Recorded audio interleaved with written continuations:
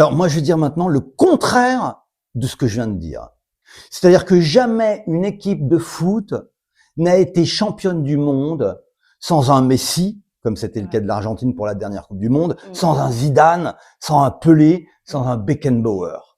Mais si on est à un niveau plus subtil de management, on se rend compte par exemple que sur le fameux Zidane en 98, Aimé Jacquet, le manager, a enlevé de l'équipe Cantona, Ginola et des mecs qui égotiquement pouvaient nuire, alors que ce sont des putains de joueurs, pouvaient nuire au collectif, et que le fameux Zidane est un méga joueur, mais que ça peut être aussi un simple soldat et se fondre dans un collectif et sortir le lapin du chapeau à un moment. Ça me paraît vachement important de conscientiser ce truc-là, c'est-à-dire le fait que le collectif est plus fort que l'individu. Je connais pas d'entreprise qui cartonne ou d'équipe qui cartonne sans un leader qui à la fois est le collectif, mais qui soit quand même la tête représentante, pensante à laquelle on s'identifie.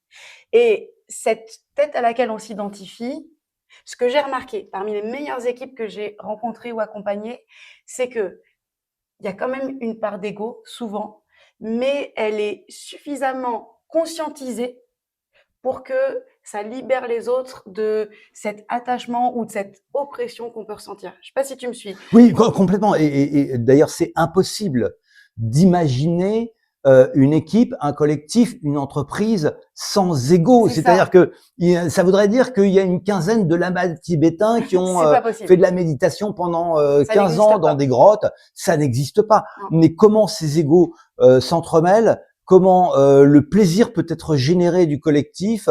Comment, et là on n'est pas dans des trucs de challenge, d'objectifs, de combat, Non. mais comment il peut y avoir le simple plaisir